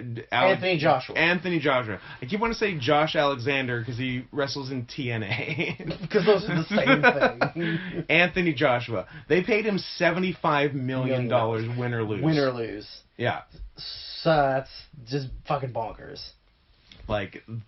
And the shit they're paying the shit they're sometimes paying WWE. The shit they're supposed to be paying. The shit they're supposed to pay WWE. And then getting into fights about it. And then grounding their plane for 24 hours. Well, you can't make everyone happy all the time, Scott. You can fool some of Saudi Arabia some of the time. Fool me once, shame on you. Fool me twice, shame on me. Fool me 3 times? Fool me thrice. I guess, oops, I'm out of the closet now. And good thing we've only been fooled twice. What was the dumb thing? I guess Obi-Wan Kenobi came up and it was like, Obi-Wan, shame on me. Obi twice, shame on you. Obi trice, real names, no gimmicks. Nice. Nice. That's beautiful poetry. It was good. I don't know how it happened. It happened in the elevator going to in Metrotown to see Dr. Sleep. Yeah, which was the best part of that evening because Dr. Sleep wasn't that good. Yep, I've heard some mixed reviews about it. And by mixed, I mean mostly bad. Yeah, I believe its working title was "Hey, remember The Shining?" It's a lot of that. I also heard that they build up the villains as being these like ancient evil. Like they've like a society, but then they just get killed by cars and guns and stuff. Yeah, they're like it's super easy to get rid of them. Oh, yeah, they're not immortal vampires. Oh, okay. Yeah, makes sense. Yeah, they're vampires you can kill like regular people. Sure. Yeah. Honestly, that's what they are. Like they just get shot. And like it takes a while to get into the actual like stuff. The Overlook Hotel is the last 30 minutes of 2.5 hours. So it's a lot of other stuff. Yeah. Like there's some interesting stuff in it. It's just it's too long and too much. There's actual like shots from the original Shining. Like actually the one super annoying part is when Ewan like looks through the chopped up door and then it just cuts to the actual like Jack Nicholson chopping through the door and Shelley Duvall screaming scene. Sick. Yeah. And then there's fake Jack Nicholson. Like CGI Jack Nicholson? No, a guy who looks decently like him and sounds nothing like him. Oh, cool. Yeah, because who does a Jack Nicholson impression? I've never heard one. No, it can't be done. Science has not got us that far yet.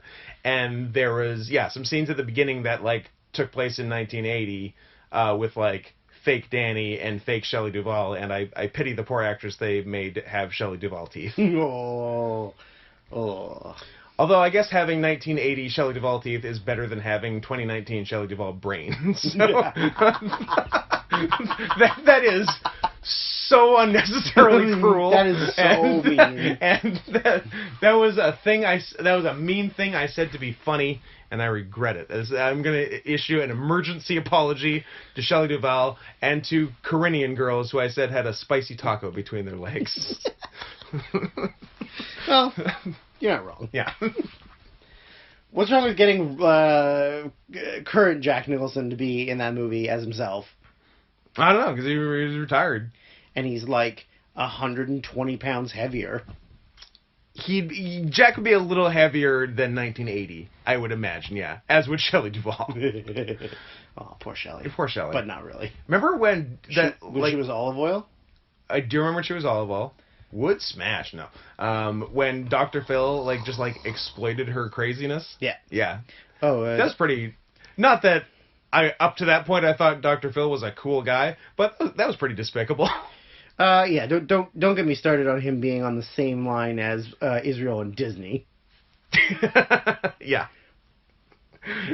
Dr. Phil, the third axis of evil. Disney, Israel, Dr. Phil McGraw. Yeah, I mean, he's not exactly a person I would want to be around or have my family be around. No. Or and also he can't even like. He's not even a doctor. I mean, he got a doctorate, so I guess he can call himself Dr. Phil, but he can't like legally practice psychology. Like, I don't think in any state anymore. Well, I don't think he has his license to do anything. I mean, good. Oh shit, she's in Rocket Man. That's a good ass movie. Not Shelley Duvall. Yeah, but not the current Rocket Man. I mean, the Harland Williams. Harland Williams. Yeah.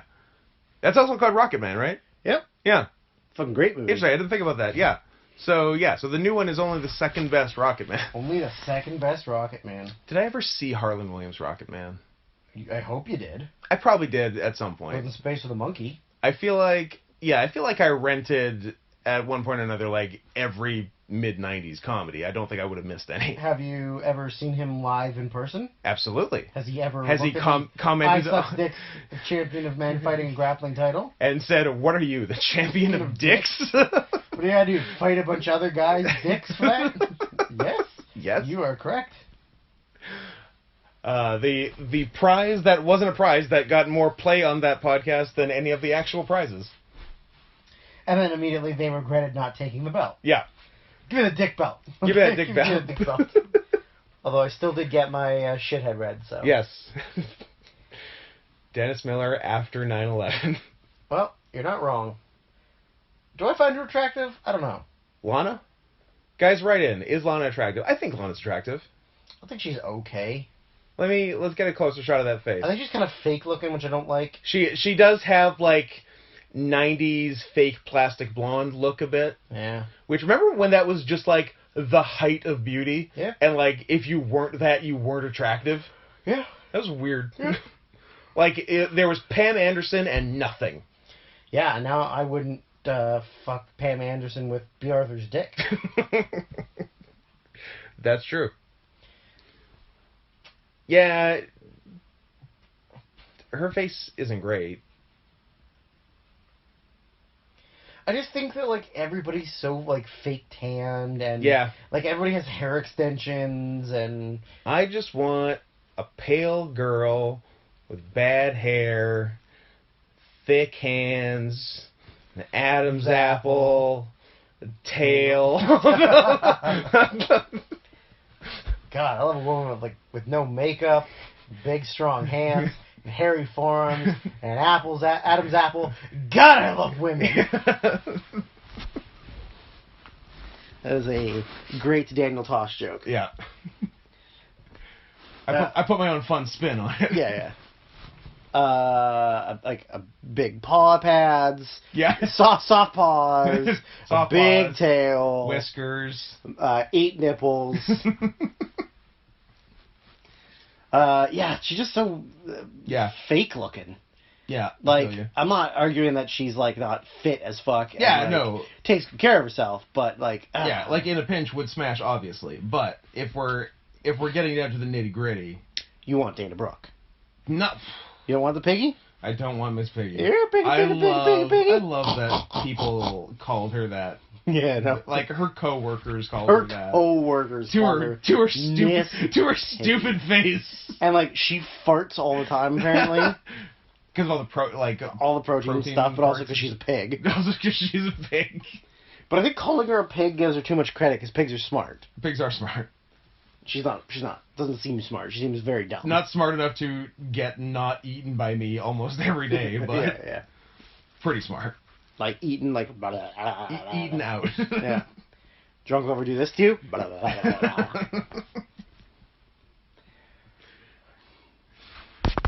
else is going on? I don't know. I feel like we've run our course. We're at an hour and 30 Oh, we're longer than I thought. I thought we were at like... Preamble. I thought we were at like 23 minutes. I feel like all we're good at is talking about dumb shit and then laughing at our own jokes with each other. Yeah. And then talking for 2 hours. Yeah, it's great. Man, yeah, the last one was over, too. It was longer than I thought.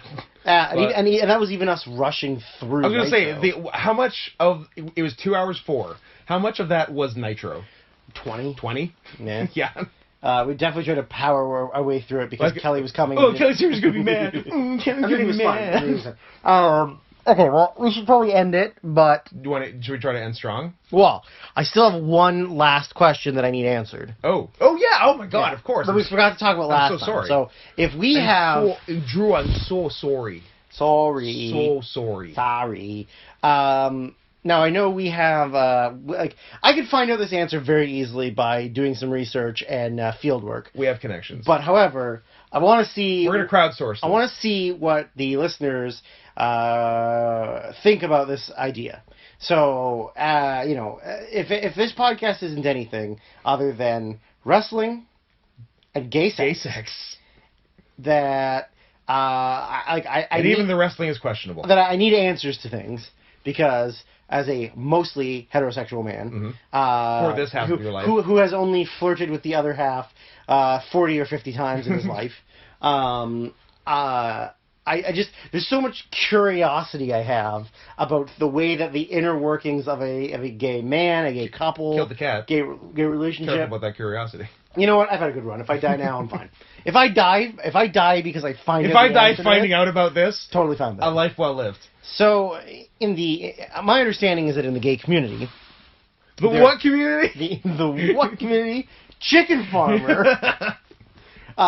Is there call back to Nitros that we recorded 2 years ago. Yeah, that was like April or May. Yeah.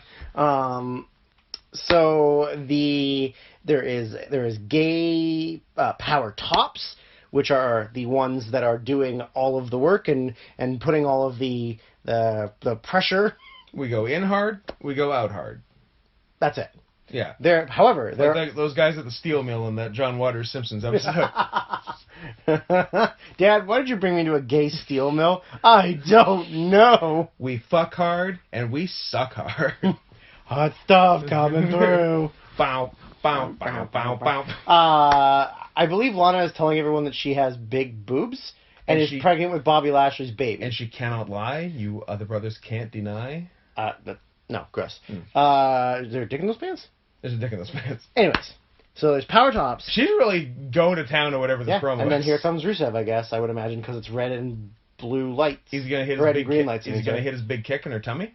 Maybe. I don't like how skinny he's gotten. He's really skinny, and he's wearing, like, a business casual suit and runners. I like thick Rusev. He should be shirtless, in a loincloth. Barefoot. Pregnant in the kitchen. And 75 pounds heavier. 85. Anyways, power tops. But the opposite of that is a power bottom. Yeah. So the power bottom is the one that is doing all the friction. They generate the speed and the friction, and they are the ones that have the pace. However... What do you call the top in a power bottom situation? Like a lazy top? Here you go. A muffin top. Additional question. I'm going to call it a muffin top. A muffin top? So... There are tops and bottoms. However, there are versatiles or switches. Most are just top or bottom. Yes, most are just top or bottom, but there are ones that mix it up. There are some that are both. So there are some that are the ones that enjoy giving as well as receiving. Correct. Now, my question is that are there people that are so like their personality dominant, like they are alphas, but they are also versatile switches? Are they such powerful gays that in either of their versatile scenarios, they are the power? So if they are topping, they are a power top, but if they are bottoming, they are a power bottom. There's no in between, or there's no like one or the other. Like, I don't debate that there are like power bottoms that when they top are like the submissive tops. Sure. Because they're not the ones like they. It's like their day off. Sure. Yeah, right? Or like, I don't debate that those exist. I want to know if there's someone that is just like so purely masculine and like just they need to be the one. Someone who by all other rights shouldn't be gay. Absolutely. Someone from the Just South. someone who just, like, stumbled into being gay. They got tricked by the gay pride parade. So sort of us. I mean, that is true.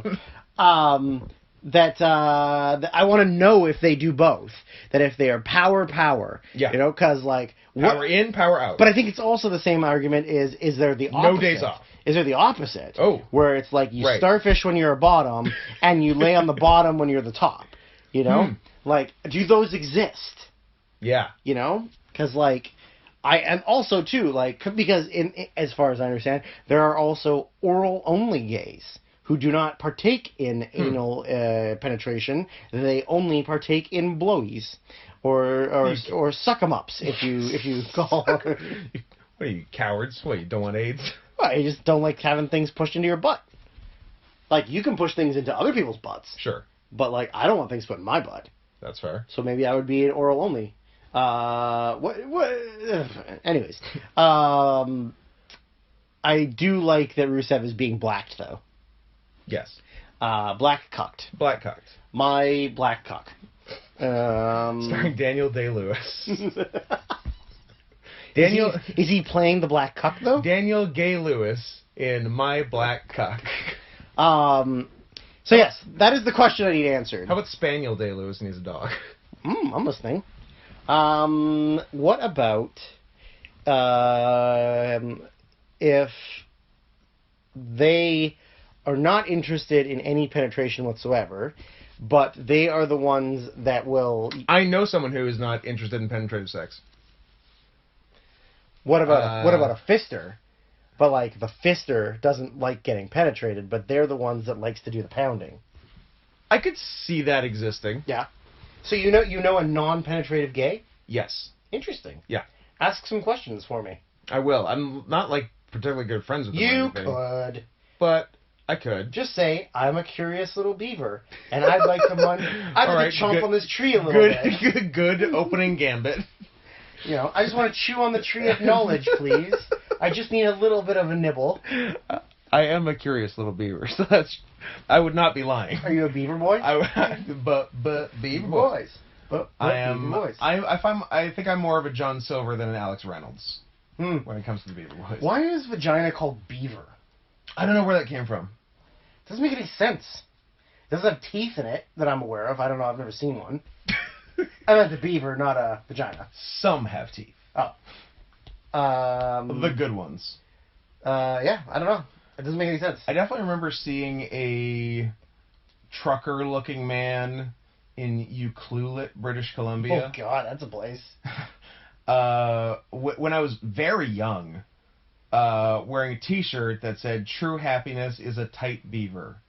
And I think I had some questions for my parents, and they did not have the answers I was looking for. Aww.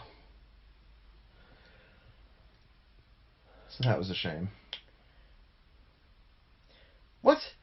Somebody says that the reason why vaginas are called beavers is because they both eat wood. That's pretty funny. I'll buy that. Yeah, I mean... So we almost could have landed on calling vaginas wood chippers? You know what? Are we going to try to get that started? I'm going to start doing it. Hashtag vaginas are wood chippers. I got sent a picture of a gaping wood chipper yesterday. Yeah? That is not a joke. Yeah, I don't know. I think that's the only real answer I can get. So, because they both eat wood. You know what? I like it. Bam! I don't know. I got nothing else to say. My questions have been asked. I just patiently await their answers. They'll be answered at Sarian Softpaws. SARIANSOFTPAWS. At Notsconenson. NOTSCOTTHENSON. We have fallen into this character now. I don't know why this has happened, but here we are. At least you're not speaking in your native Bengal tongue. How dare you? If I have told you once, I have told you 1,000 times. Send me pictures of baby girl so I can ask them to send Bob and Virgin. I want to see your Bob. Show feet.